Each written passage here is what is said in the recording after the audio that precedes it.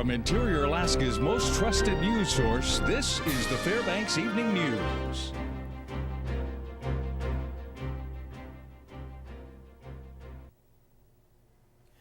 Fire crews and emergency responders rescued several residents from a burning apartment building on Garrity Avenue this morning at 4 a.m. One heroic moment involved firefighters rescuing a 5-person family out of a window while the building burned. Firefighters say several residents were sent to Fairbanks Memorial Hospital and were treated for smoke inhalation and burns. One person suffering serious burns was medevaced to Seattle for treatment. Now, the owner of the 2-story building, Monica Carney, says there were 19 apartment units on the 2nd floor. More than 50 people have been displaced because of the fire. Just if anybody can help any of the displaced tenants, they're going to be looking for homes and someplace to be. They've lost everything. All of them have. When we got on scene, we found heavy fire burning upstairs. Crews went over and made attack on the fire. The fire got into some concealed spaces and spread rather quickly. We had some structural collapses of the building, and so now we're in the process of trying to go over there and get the fire out so we can figure out what happened. Good evening and welcome to the Fairbanks Evening News. Continuing, the cause of the fire is still unknown at this point, and investigators are working to identify and account for all the occupants of the building. Fire personnel will be going through the debris to attempt to locate the start of the fire. Now, heavy equipment will be used to aid the investigation. And in other news this evening, the Red Cross responded to assist with emergency shelter for the residents displaced. A shelter at the University Community Presbyterian Church was open as early as 8 o'clock this morning. Red Cross officials say that 16 people were initially sent to the shelter and that most of them will stay tonight. The shelter will be open for as long as people are in need of housing, but officials say assistance for a more long-term solution is available, and those in the shelter plan on taking advantage of that as soon as possible. We have the 211 number, which is part of the United Way, which we are an agency of, and we will give them resources for Alaska housing. And we've had actually several people call who have apartment complexes that they have vacancies, and so we'll be giving out that information to our clients in case they need to find a place right away. In other news, one woman had a close call last evening when her car burst into flames. According to Fairbanks Fire Department, the woman was driving down the Mitchell Expressway when she smelled smoke. She then quickly pulled her vehicle to the side of the road and phoned for help. Fairbanks fire personnel were able to extinguish the fire, but the car was totaled by the damage. No injuries were reported in the fire, although one lane of the Mitchell was closed to traffic. Tell me what happened. Car fire. Lady was driving down the road and noticed she had smoke coming into the compartment and pulled over, and she got out. She noticed there was fire dripping out from under the engine and compartment, and called us, and we responded and put the fire out. The steam heat utility in Fairbanks will be increasing its prices. The company, Aurora Energy, was given the go-ahead to increase its prices by the Regulatory Commission of Alaska. The rates will increase by 43%, and customers will now pay $15 per 1,000 pounds of steam. The commission approved the increase on an interim basis. Aurora says they would like to eventually increase their costs even more to nearly $20.50 per 1,000 pounds of steam. The final decision on that was delayed until this summer. A Fairbanks man has been released with time served after pleading guilty to assaulting his girlfriend. 29-year-old Daniel Nye pleaded guilty to one count of third-degree assault along with a DUI after he choked his girlfriend multiple times in early September. According to troopers, the woman had numerous injuries in the incident. Nye called the troopers saying his girlfriend went ballistic and tried to jump out of his truck. He reportedly drove for 30 minutes before calling troopers and had a blood alcohol content of .146. All right, when we come back, hearings began today regarding a proposed reading program for students. Also, a program to help single soldiers is our military report. Stay with us. Welcome back to the Fairbanks Evening News. Hearings began today regarding a proposed reading program for students. The Senate Education Committee held the hearing about the program that would be for students kindergarten through third grade in public schools. During the hearing, comments were made about the lack of reading standards in place by the state of Alaska. Under the bill, the school districts would have to provide students with reachable goals and meeting requirements for their grade level expectations. Alaska State Troopers are looking for information about a theft from a Tok home, which left every window in the home broken. The burglary was reported yesterday afternoon. The burglar or burglars forced entry into the home and broke every single window before taking off with a chainsaw, a generator, as well as a large container of coins. Troopers are asking anyone with information to contact them at 833-5111 or anonymously at 833-BITE. With the mild weather we've been having, the last thing on your mind would be ice sculptures. But as we hear in this report from News Center 11's Mike Schultz, Ice Alaska's opening is right around the corner. Well, it's less than a month before the property at the end of Phillipsfield Road is transformed into an array of color, slides, and majestic ice carvings.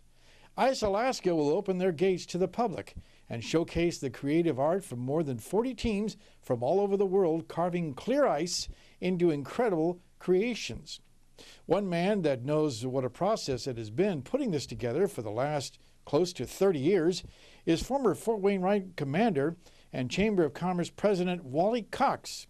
He came up with the idea of purchasing ice to put on a carving show for the community. I was ridiculed on radio, TV, the News Miner for doing that. How could a colonel, commander of Fort Wainwright, president of the chamber make a decision like that? It was a good decision. And that economic black hole now has a value to the community, not Ice Alaska, a value to the community of $20 million. Well, now that he has the ice, the question is, how can he make it an even bigger event? Well, there are several large or internationally known ice sculpting events in China, and of course that's where we went for our initial help from an artistic point of view. And when it just became contagious when ice sculptors saw not only the quantity of ice. I mean, there's no other venue in the world that gives them the volume of ice that we do, and the clarity and the color. They were just mesmerized and drawn in. We don't even target anybody to invite anymore. They are coming here of their own volition. In the upcoming weeks, we'll learn more about what goes into making this an event that is viewed worldwide as the top arena for ice carvers. We'll also talk about what this year's Ice Alaska has planned for not only February, but the entire year. Mike Schultz, News Center 11. Ice Alaska will open to the public February 24th, and KTVF will be there all week with weather updates and interviews. Fort Wainwright has many programs enacted to help integrate both soldiers and their families when they come to the post. Tonight we highlight one that is for those personnel who are stationed here alone in our military report. Better Opportunity for Single Soldiers is a program that helps to give guidance to those who get stationed at Fort Wainwright without families. Better Opportunity for Single Soldiers is a crucial aspect for the single soldier environment because we maintain mission integrity as well as their recreational leisure activities. There are 3 tiers to the program. We specifically focus on recreation as well as quality of life and community service outreach. We do try to let them know day one that they're here, that, hey, we're here for them. We do have bi-weekly meetings for them to come to, and they can voice their opinions, voice their concerns, because senior enlisted advisors are there, NCOs are there as well, and they're here to help us, not to just shy us away. Living at Fort Wainwright has its perks, and the BOSS program makes sure to get soldiers out there and involved. Actually, Fairbanks community, for one thing, is one of a kind. You can't beat the weather. As long as you utilize it in the right way. And BOSS is here for that. Better Opportunity for Single Soldiers is definitely here to try to get them out there and do things that they would never experience in the lower 48s. We do focus on that, and specifically we've been doing a lot of community outreach. We've been doing a lot with Alaska Federation of Natives and the soup kitchens off post. But more than that, we do like to get them out there and try new things like ice fishing and dog sledding and fun stuff that they wouldn't get a chance to do. Stephanie Woodard, News Center 11. The Military Report is brought to you by Stanley Nissan, innovation for all. All right, well, Joe Cook is next with sports, and he has highlights from a must-see hockey game, and there's another change to the Yukon Quest. Another change, all right. All that and more next after the break.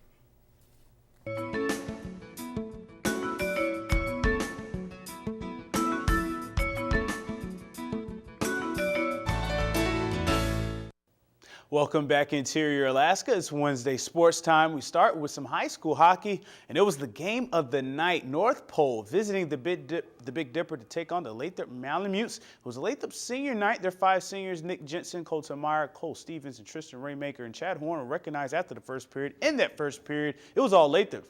Stevens scores on a shorthanded goal after a Horn assist, and then Cameron Walker, he got a dirty goal off of the rebound. But Alan Heineken, he made 23 saves for North Pole, so the Patriots were still in it in the second period with 2:22 left. Carmon Teal put one on net, and Daniel Volsky was there for a rebound score. It's a 2-1 game, and then with 11 seconds left, Jason Donald gets the puck, and he scores a shorthanded goal himself. North Pole, it is tied 2-2. Ebenall made 15 saves for Lathrop in this one, but Heineken was on fire with 45 saves on the night, shutting the door after the first. This game would go into overtime. Then at 5:24, Donald would strike again, this time on the power play, going slot, then left circle, and goes far side on Ebenall for the game winner. North Pole wins 3-2 in overtime, spoiling Lathrop's senior night. It's their first win over Lathrop in 4 years. That second goal to tie it really got everyone jazzed. That's the most I've ever seen that team be excited. And I mean, that last goal, that settles it. I mean, hopefully that boosts our confidence, and going into regionals, we'll get her going. Second period, I started getting them in my glove rather than hitting my wrist, and because all week I just been not catching it at all. And then finally just one of them caught my glove. I'm like, okay, back to normal. The kids knew that they had dug a hole and they needed to get out of it. You know, we just keep saying, don't give up. You know, have pride when you play, have heart, and we finally did. In high school hoops last night, the Rams hosted the Hawks. Hutchinson had a solid first quarter against the defending 3A champs Morgan John with a putback here. He had 8 to lead the Hawks. And Emmanuel Pacheco, he hit a 3 at the buzzer.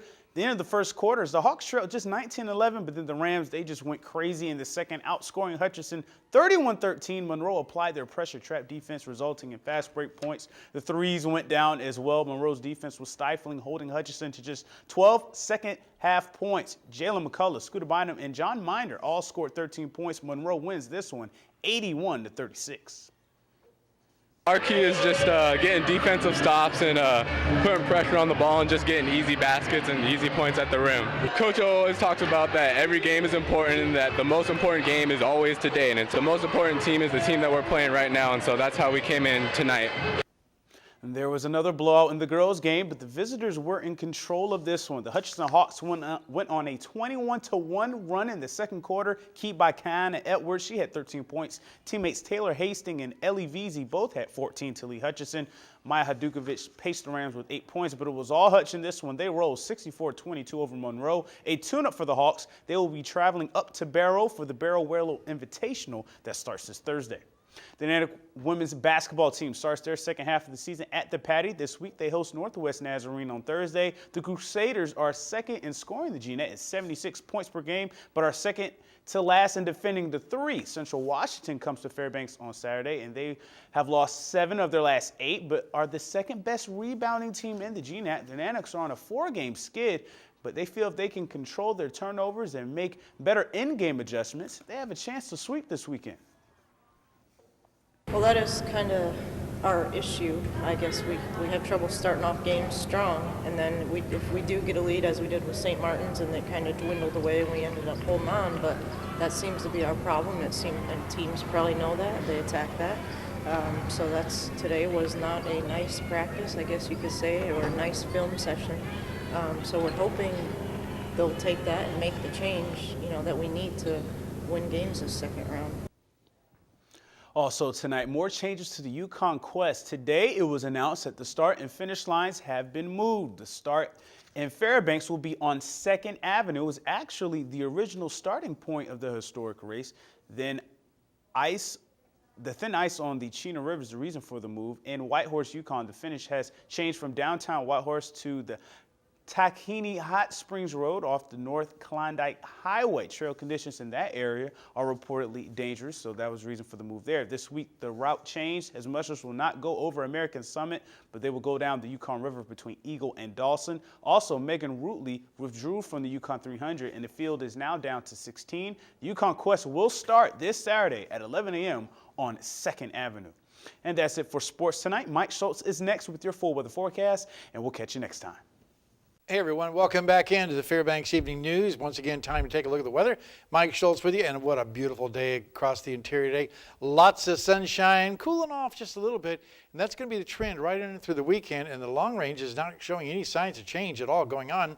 We're going to be remaining with temperatures above normal. Beautiful sunset tonight. This was sent in by Cynthia Walker. We'll call it another great sunset. Again, the gorgeous colors, the reds and the oranges. Again, if you have a photograph to share, by all means, send it to photos@ktvf11.com. Getting a lot of nice photographs, too. Here's what it looks like out at the airport right now. 5 degrees after a high of 16. The low last night, 1. Record high, 35. That was in 1994. In 1933, dropped down to 58 below. And their sunrise and sunset, about 6 hours and 39 minutes. A gain of 7 minutes from yesterday. The satellite and radar once again showing the high pressure really showing up nicely on the satellite picture. Not a whole lot of cloudiness, just a few scattered showers over the western side of the Cook Inlet, and that's about it. As you can see on the map here, that kind of relates also. Again, just cloudy skies over southeast Alaska, around the Kodiak Island area, Cold Bay. Then after that, mainly clear to partly cloudy skies, a little fog up in the north slope at Barrow. Well, the storminess has finally ended over the eastern half of the country.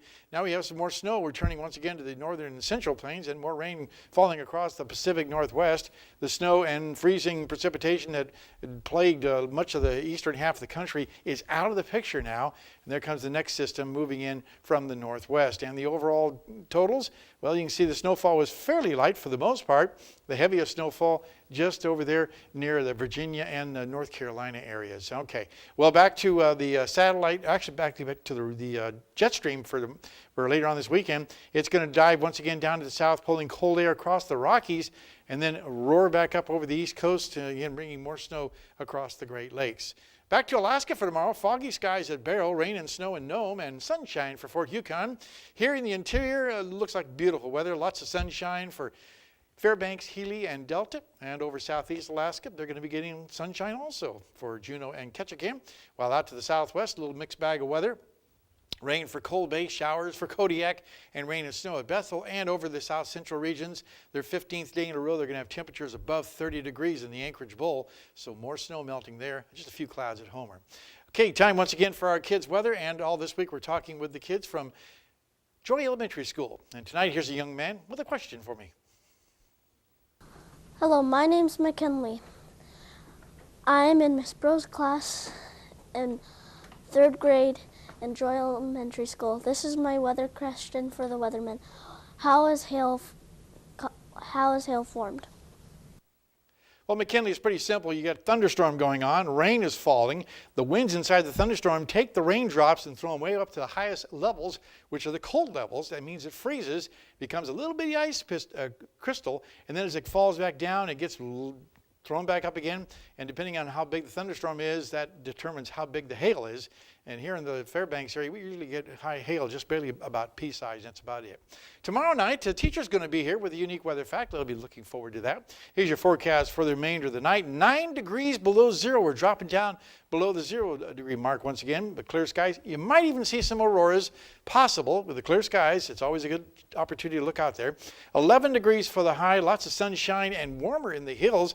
Close to 30 degrees in the hills as we have an inversion going on. And there are also some air quality problems for the folks in North Pole, so keep that in mind. The overall extending forecast, as you can see here for the 5-day period, calling for temperatures to cool down but still remain above normal. No precipitation in the 5-day outlook, and overnight lows will drop down once again to the single digits below zero for Friday and Saturday night, and then after that roaring back up to 5 degrees. Roaring. Yeah. But nice weather. That's our average low right there around the 15, 16 and below mark. But, we still have average highs, highs that are way above average. So. And we're getting more and more daylight every day, so it's just making things a lot better. Yeah. It feels like spring, I swear. It feels like just spring is around the corner. Well, down in Anchorage, they've lost all their snow. They have. Wow, that's crazy. Yep. All right, thanks, guys. That will wrap up this edition of the Fairbanks Evening News. As always, we are glad you could join us. NBC Nightly News with Brian Williams is coming up next. Join us here 6 days a week at 6 and 11 or online anytime at webcenter11.com. And Joe has some special video for us to close tonight. That's right. He's got Nanococky CPR video. Yeah. It's a viral video sweeping around Facebook and all the social sites. So check it out as we say goodnight. Good night. Can you help him? Of course I can. Hit it!